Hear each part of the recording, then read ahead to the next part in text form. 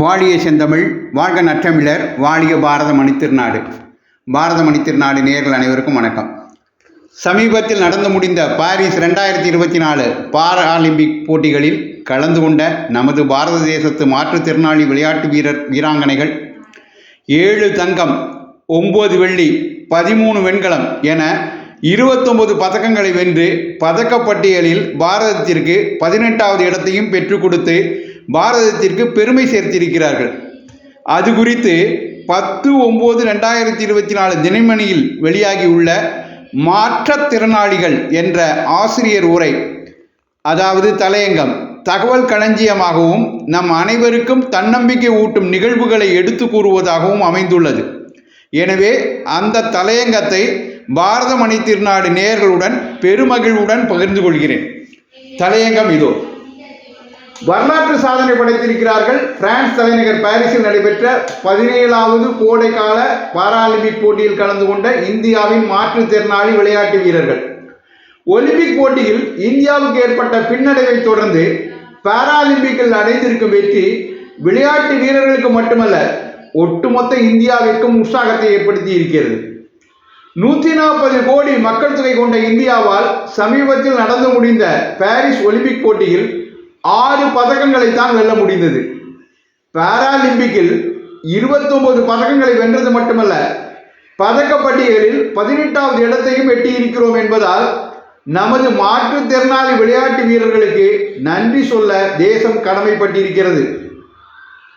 4 ஆண்டுகளுக்கு ஒரு முறை ஒலிம்பிக் போட்டிகளை ஒட்டி மாற்றுத்திறனாளிகளுக்கான பாராலிம்பிக் போட்டிகள் நடத்தப்பட்டு வருகின்றன.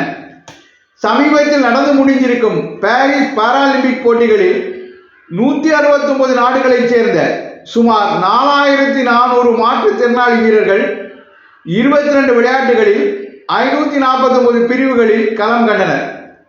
கடந்த 2020 டோக்கியோ பாராலிம்பிக்குடன் ஒப்பிடும்போது 10 விளையாட்டு பிரிவுகள் கூடுதலாக சேர்க்கப்பட்டுள்ளன. 1968 முதலில் இந்தியா பாராலிம்பிக்கில் கலந்து கொண்டது. 1984 முதல் தொடர்ந்து இந்திய மாற்றுத்திறனாளி வீரர்கள் பங்கு பெற்று வருகிறார்கள். 1972 ஹைடல்பர்க் பாராலிம்பிக்கில் முரளிகாந்த் பெட்கார் நீச்சல் போட்டியில் தங்கப்பதக்கம் வென்றதற்கு பிறகு 32 ஆண்டுகள் கழித்து 2004 ஏதென்ஸ் பாராலிம்பிக்கில் ஈட்டி எறிதலில் தேவேந்திர ஜஜாரியா வெல்வது வரை தங்கப் பதக்கத்துக்காக இந்தியா காத்திருக்க நேர்ந்தது. 32 ஆண்டுகள் காத்திருக்க நேர்ந்தது. 2014 ரியோ பாராலிம்பிக் இந்தியாவுக்கு திருப்பு முனையாக அமைந்தது. 12 பதக்கங்களை ரியோவில் வென்றதை தொடர்ந்து 2020 டோக்கியோ பாராலிம்பிக்கில் சர்வதேச அரங்கில் இந்தியாவால் கவனம் ஈர்க்க முடிந்ததற்கு நமது மாற்றுத்திறனாளி வீரர்களின் தன்னம்பிக்கையும் விடாமுயற்சியும் தான் காரணம். டோக்கியோ பாராலிம்பிக்கில் பங்கு பெற்ற 162 நாடுகளில் 5 தங்கப் பதக்கங்கள் உட்பட 19 பதக்கங்களை வென்று 24வது இடத்தை பிடித்து இந்தியா 26 இடத்தை பிடித்தது இந்தியா. 9 விளையாட்டு பிரிவுகளில் 54 வீரர்கள் பங்கு பெற்றனர். இந்த முறை 25 பதக்கங்கள் என்ற இலக்கு நிர்ணயித்து 7 தங்கம், 9 வெள்ளி, 13 வெண்கலம் என மொத்தம் 29 பதக்கங்களை வென்று 18வது இடத்திற்கு முன்னேறி இருக்கிறோம். 2008 பெய்ஜிங் பாராலிம்பிக்கில் வெறும் 5 வீரர்கள் தான் பங்கேற்றனர். இந்த முறை 84 மாற்றுத்திறனாளி வீரர்கள் பங்கேற்றது மட்டுமல்ல, ஏற்கனவே பதக்கம் வென்ற இந்திய வீரர்கள் பலர் புதிய சாதனை படைத்திருக்கிறார்கள் என்பது குறிப்பிடத்தக்க முன்னேற்றம்.